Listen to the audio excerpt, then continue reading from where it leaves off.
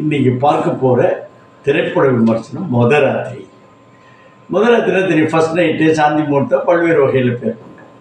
பேர் தான் வச்சுருக்காங்க தவிர முதராத்திரி எப்படி நடக்குது, நடக்க போகுது, நடக்கும் அப்படிங்கிறத பற்றி, அதுவும் குறிப்பாக கிராமப்புறத்தில் ட்ரெடிஷ்னலாக அந்த காலத்தில் இந்த காலம் வரையும் எப்படி நடக்கிறது என்று இன்டீரியராக என்ன நடக்குது, வெளியில் உள்ள மனிதர்கள் எப்படி செய்கிறார்கள், திருமணம் எப்படி நிச்சயிக்கப்படுது, சொர்க்கத்திலையா வீட்டிலையா நரகத்திலையா அப்படிங்கிறத பற்றி தான் அந்த படம். ஆமாங்க, ஹீரோ வெளிநாட்டில் வேலையில் இருக்கிறாரு. அது ஒரு சவுதி மாதிரி ஒரு கண்ட்ரியில் இருக்கிறாரு. அதில் என்ன செய்யுதுனாக்கா, அங்கேருந்து வர்றாரு. அங்கேருந்து யார் ஹீரோவுக்கு என்னாச்சுன்னாக்கா, ரிஷிகாந்த் வர்றாரு. கல்யாண வீட்டெல்லாம் காத்திருக்காங்க. கல்யாணம் வந்துருச்சா, எப்போ வருது, எப்போ மாப்பிள்ளை வரல, என்ன அது எல்லாம் ரெடி பண்ணிட்டீங்க, மாப்பிள்ளையை காணுமேனா, மாப்பிள்ளையை வச்சு தானே கல்யாணமே, எட்டி எட்டி பார்க்குறாங்க. அங்கேருந்து மாப்பிள்ளை வந்து ஃப்ளைட்டில் ஆஃப் லேட்டு என்ன காரணத்தினாலேயே வந்து சேர்றாரு. சேர்ந்து பார்த்தாக்கா என்ன அக்கா பையன் வர்றாரு, சிஸ்டருடைய பையன் வர்றாரு, எந்த தங்கச்சி பையன். அவருக்கு வந்து காது குத்துணுமேன்ட்டு தான் அவரை கூப்பிட்றாங்க. இங்கே வந்து பார்த்தா அவருக்கு ஒரு கல்யாண ஏற்பாடு செஞ்சுருக்காங்க. நியாயம் தானே, சரி ஓகே. ஒரு அரை மனசாக வர்றாரு. இல்லை கல்யாணம் தடபுடல் எல்லா ஏற்பாடும். கிராமத்தில் உள்ள கௌரவத்தை காப்பாற்றுறதுக்கும் நிறைய பேர் கடனாளியாக ஆகிறார்கள். இருந்தாலும் வந்து இது ஒரு கடனாளி என்பது அந்த செயல் போகாமல் திருமணத்திற்கு யார் யார் எங்கெங்கென்று வருகிறார்கள், உறவு, நட்பு, சுற்றம், சூழல் எல்லாமே வர்றாங்க. வந்து கல்யாணம் நடக்குது. சரி, நம்ம எல்லோரும் அவங்களோட எதிர்பார்த்த ஃபர்ஸ்ட் நைட் முதராத்திரி வருது. அதை பெண்ணு மாப்பிள்ளை எல்லாம் உள்ளே அனுப்பி அப்படியே வெளியில் இந்த லைட்டு எரியுது, கீழே பார்க்குறாங்க. எல்லாமே படுத்து கிடக்கிறாங்க சுற்றிலையும். சரி, ஊர்லேருந்து வரக்கூடிய நண்பர்கள் இருக்காங்க, ஊர் சொந்தக்காரங்க எல்லாம். அவங்கெல்லாம் என்ன செய்கிறது, எல்லாம் பொம்பளை எல்லாம் இருக்காங்கப்பா, கிராமம் தானே, அதில் வாங்கப்பா ஒரு மப்பு மந்தாரமாக இருப்போம் அப்படின்னு ஒரு பஸ் ஸ்டாண்டு பக்கம் போகிறாங்க. ஓகே, அங்கே போயிடுறாங்க. அவர்களுக்குள்ள ஒரு சம்பாஷணைகள், ஒரு நடைமுறைகள் என்னங்கிறத ஒரு பக்கம். இந்த பெண்கள் வந்து ஒரு தடவையும் அவங்களுடைய ஒரு மூமெண்ட்டையும் பார்க்குறாங்க. மூணாவது ரவுண்டு வந்து அந்த முதலிரவு அறையில் பெரிய நம்ம நினைக்கிற அளவுக்கு பெரிய ஸ்டார் ஹோட்டல் லெவலில் உள்ள ஒரு இதில் ஒரு சாதாரண ஆள். அங்கே இந்த மணப்பெண் வந்து பெரிய ஆர்வம் இல்லாமல் இருக்கிறார். ஈவன் மணமகனே ஆர்வம் இல்லாமல் இருக்கிறார். இல்லைப்பா, நான் ரொம்ப டயர்டாக இருக்கிறேன், இன்றைக்கியே வச்சு முதராத்திரியே இருக்குன்னு அவசியம் இல்லை, வி வில் டேக் ஒரு இது போய் லேட்டாக டேக்அப் பண்ணிக்கோமே அப்படிங்கிற மாதிரி சொல்லும்பொழுது, சரி நான் திடீர்னு அந்த பொண்ணு பாத்ரூம் போகிறாங்க.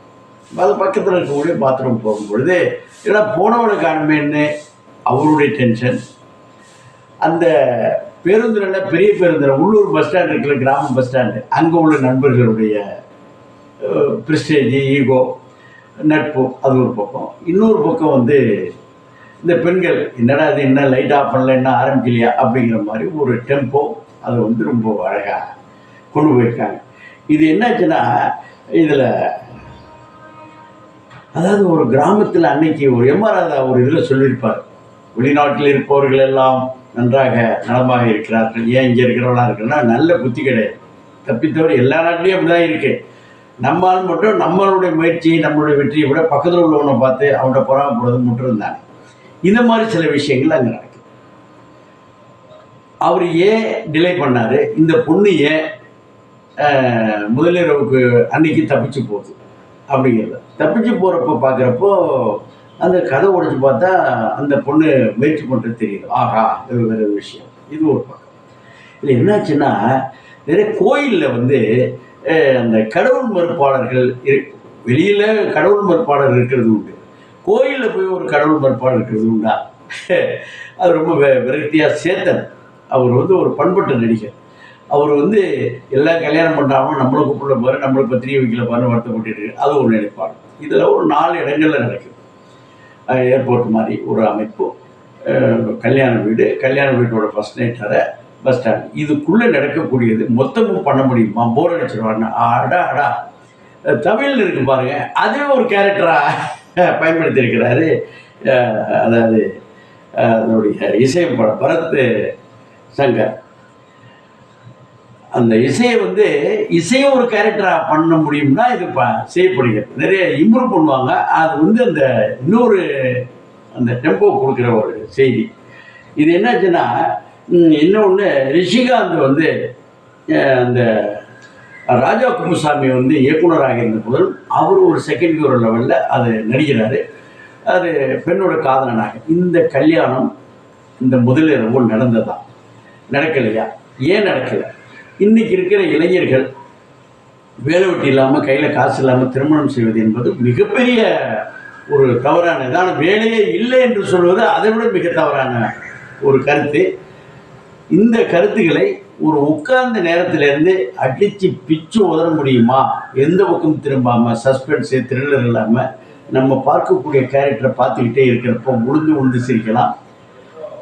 சிரிக்கக்கூடிய வாய்ப்புகள் நிறைய இருந்த போது சிரிக்காதவர்கள் சிரிக்கக்கூடிய படம். குடும்பத்தில் கல்யாண இல்லை எப்படி நடக்குது, அந்த என்னென்ன பிரச்சனைகள் வருது, யாரால வருதுங்கிறத போனோம்னா விட்டு பார்க்கலாம். பாருங்கள், குடும்பத்தோடு போங்க, நண்பரோட பாருங்கள், பக்கத்து வீட்டோடு பாருங்கள். ஓடிடியில் வரும், அடுத்து டிவியில் வரும் பார்க்கலாம். தியேட்டரில் உட்காந்து பார்க்கக்கூடிய ஒரு நல்ல திரைப்படம் குடும்பத்தோடு பார்க்கலாம். வாழ்த்துக்கள்.